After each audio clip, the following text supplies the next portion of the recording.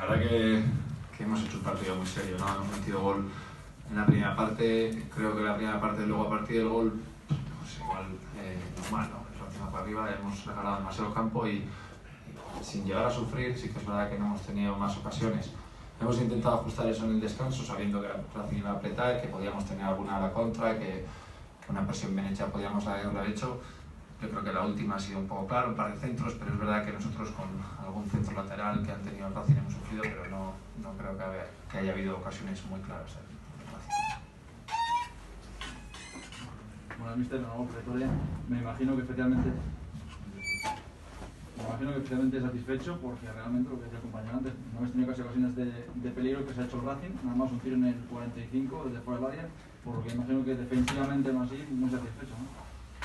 Sí, la verdad que llevamos varios partidos, ¿no? De llevarnos metidos de penalti, Racing 0-0, Logroñés ganar, Sporting en córner.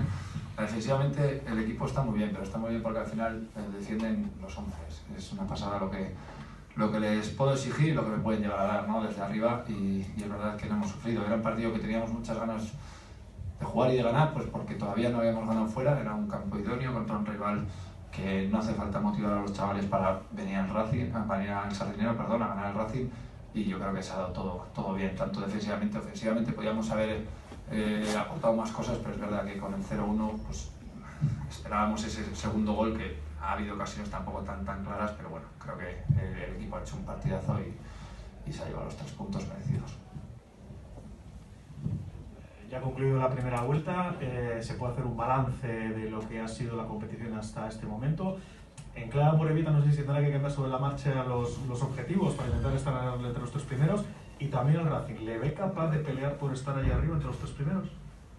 Nosotros, ya te digo que no solo este año, que este año todavía tiene más importancia esto, no nos fijamos en objetivos a largo plazo, porque es que no existen para nosotros. Es el partido, el siguiente, a muerte. Somos conscientes de cómo vamos, que lo estamos haciendo bien y todo eso, pero no vemos más allá. Este año la permanencia no sabemos si es subir, mantenerse o lo que es. Entonces, en el aspecto de la Amorebieta, te puedo asegurar que solo nos importa el partido recuperar, celebrarlo, y el partido de Laredo la semana que viene.